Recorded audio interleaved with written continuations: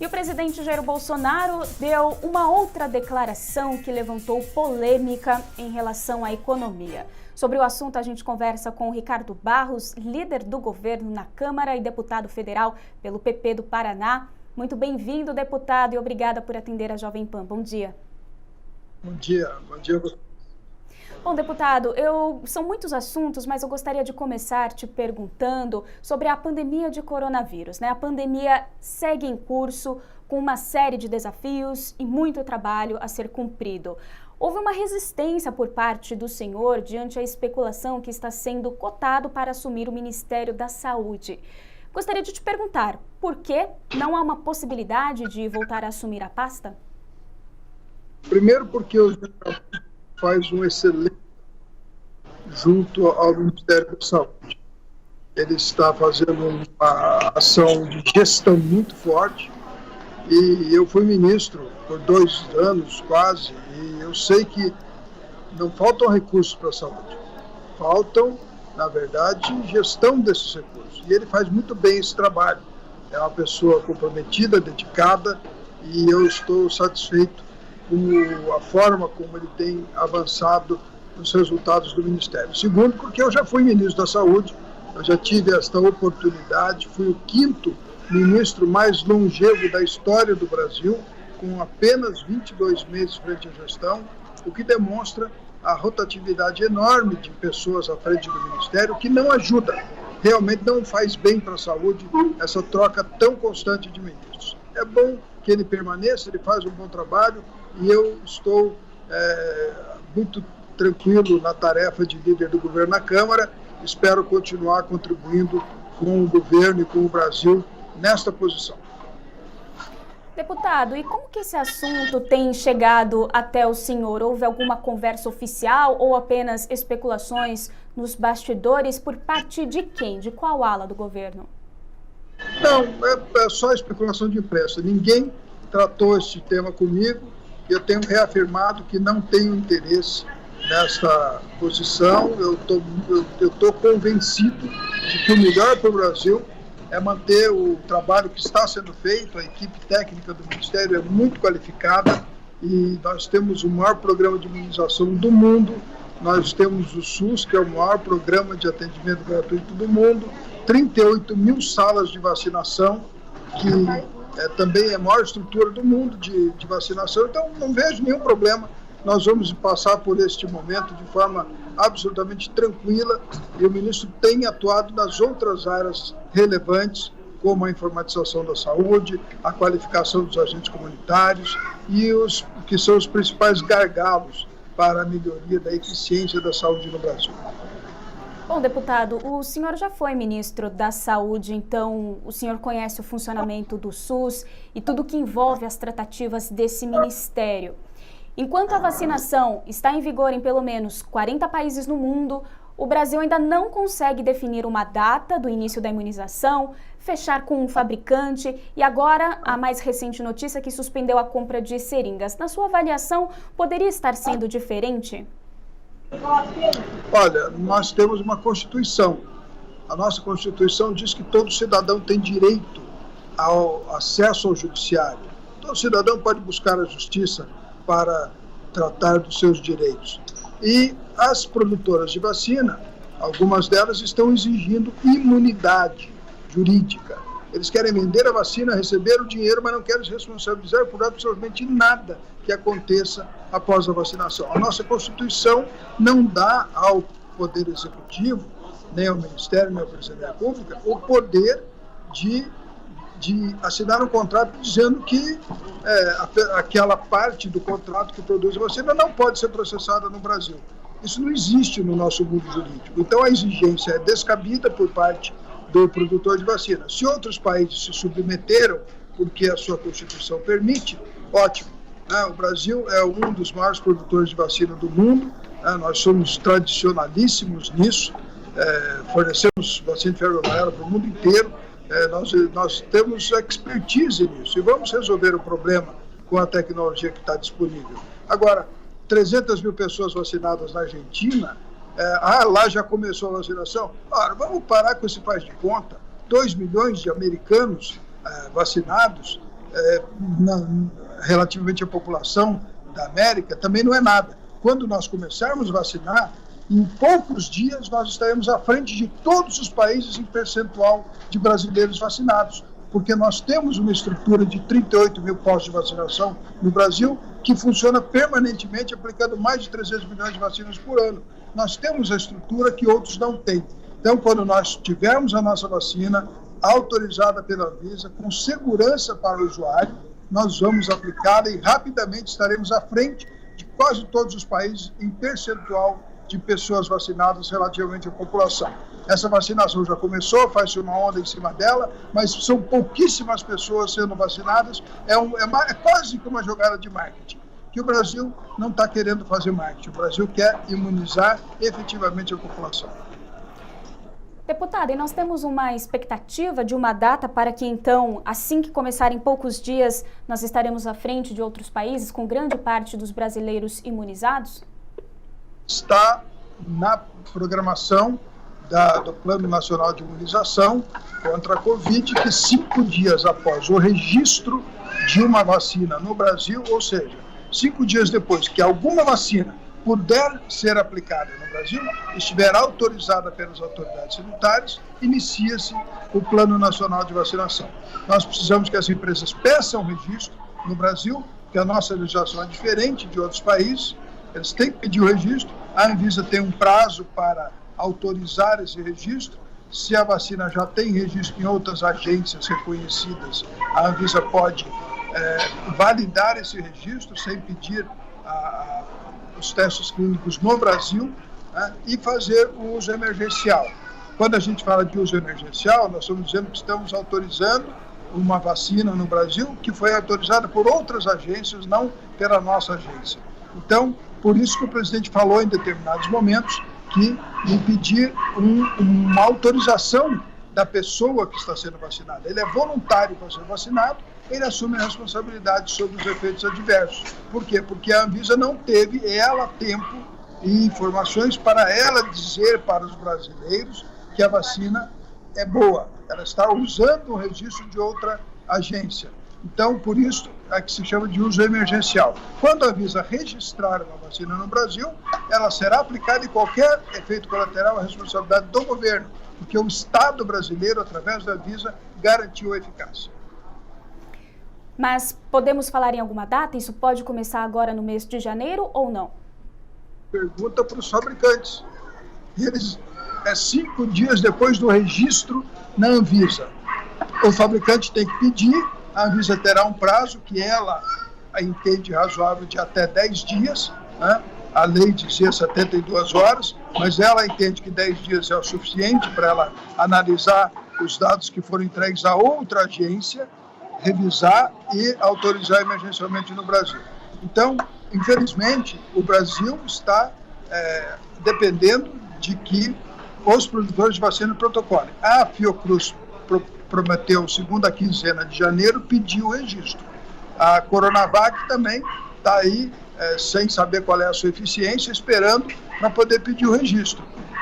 A do Butantan, que é o maior produtor de vacinas, o Butantan produz vacina para o Brasil há 120 anos. Né?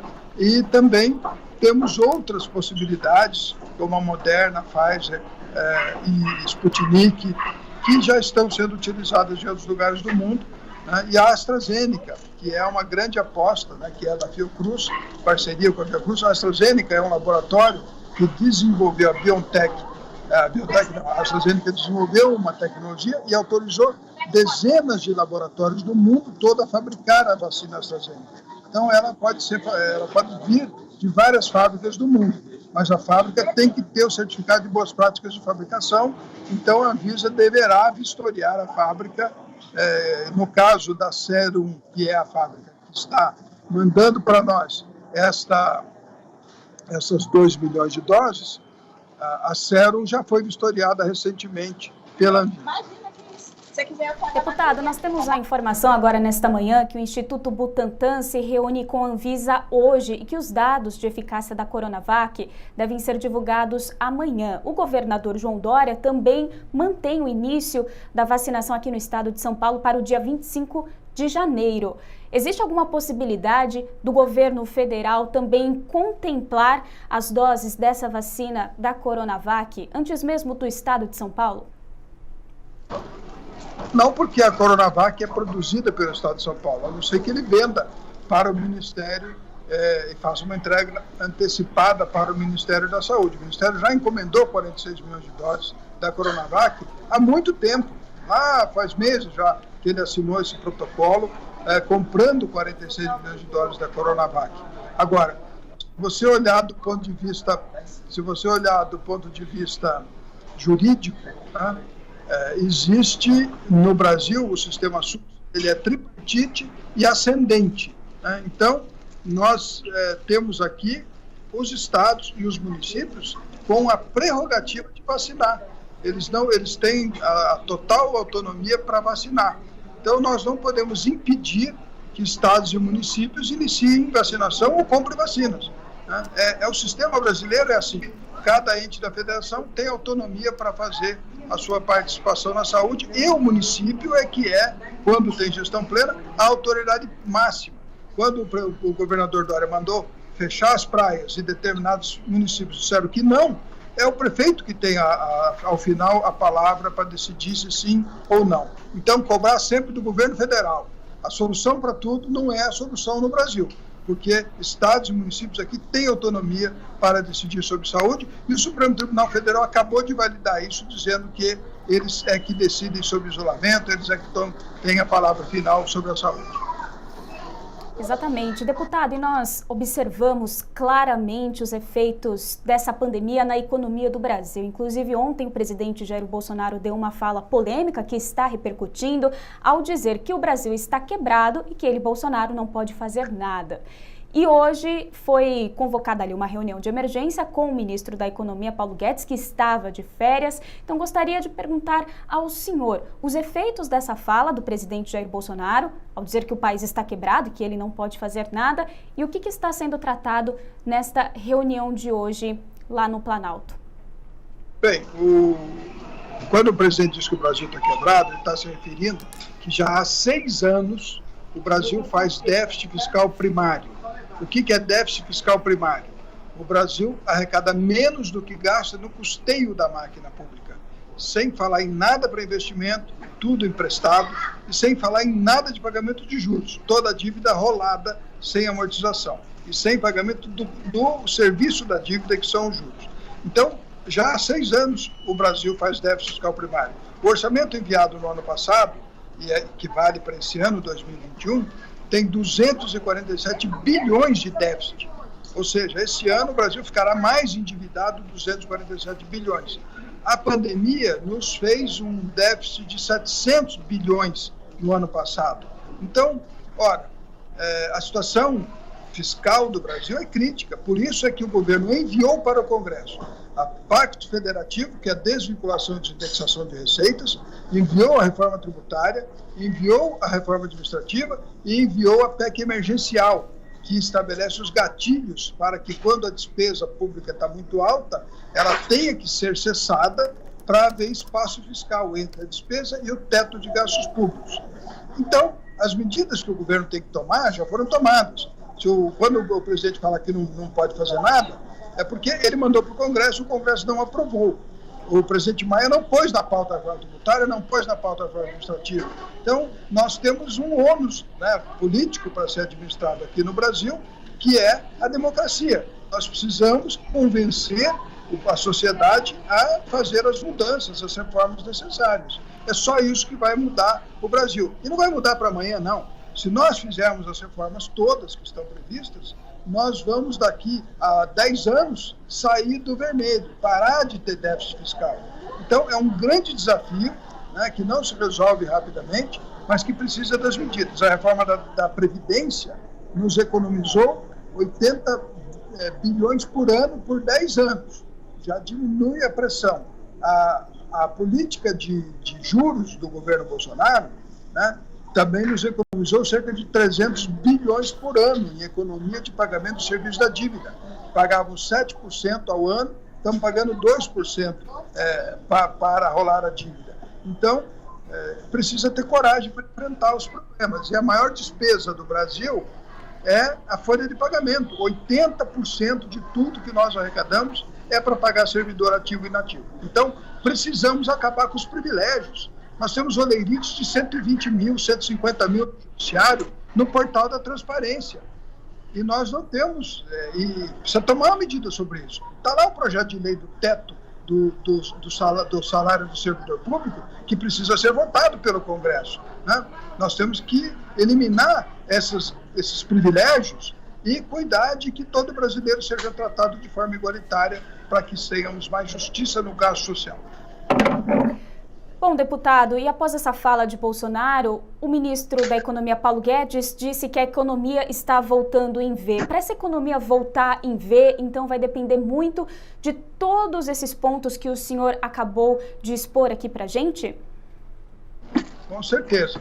Não para voltar em V. Voltar em V é do efeito da pandemia. Nós tivemos uma recessão econômica muito forte por causa do isolamento social, que praticamente parou o setor produtivo brasileiro, e agora estamos bombando, vamos dizer assim. Se for comprar um carro popular, 90 dias para entregar.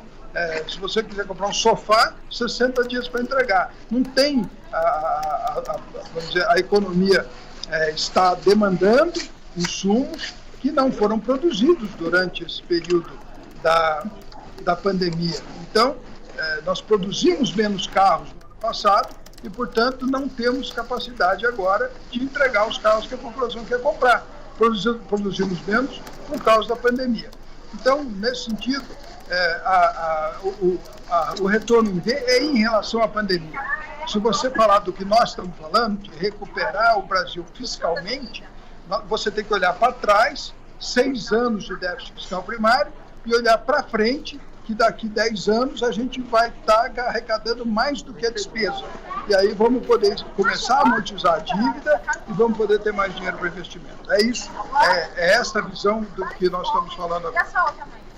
Bom, deputado, estamos quase chegando ao fim aqui da nossa entrevista, mas quero te perguntar a expectativa, então, para o próximo líder da Câmara, Baleia Rossi, ou o deputado Arthur Lira. Qual que é a sua avaliação? Os dois candidatos são governistas, os dois candidatos são partidos de base do governo, e os dois candidatos são reformistas. Então, para a agenda do governo, não há risco, a não ser que o deputado Baleia Rossi tenha repetido a fórmula do presidente Rodrigo Maia e se comprometido para ter os votos da oposição de não votar as privatizações, que são fundamentais para o Brasil, de não votar as reformas, a reforma administrativa especialmente, a oposição é contra, a autonomia do Banco Central, a oposição é contra. Bom, se o Baleia Rossi se comprometeu com isso de não votar isso para ter os votos deles, aí é ruim para o Brasil. Mas se não, o MDB tem o líder do governo na Câmara, o líder do governo no Senado, o MDB é o partido do Baleia Rossi. Tem o líder do governo no Congresso, o líder do governo no Senado, né? O MDB teve o ministro Osmar Terra numa posição importante do governo Bolsonaro. O MDB é o partido da base do governo Bolsonaro, né? Não tem indiscutivelmente um partido aliado ao governo. Então, esse discurso de independência do Baleia Rossi ou de que o Arthur Lira é governista é uma bobagem. Na verdade, são todos partidos do centro, né? E o centro é que sustentou todas as mudanças que o Brasil precisou fazer ao longo dos últimos anos, né? Se ganha um presidente de esquerda, o governo é centro-esquerda. Se ganha um governo de direita, o presidente é centro-direita. Por quê? Porque sem o centro não governa. Então, eu não vejo nenhum problema entre as pessoas e os partidos. O problema são os compromissos assumidos, né? Nós não podemos correr o risco de eleger um presidente da Câmara que tenha compromisso de não votar o que o Brasil precisa votar. E privatização é fundamental porque as estatais impedem o rápido crescimento dos setores que elas dominam. Veja aí a privatização das telecomunicações.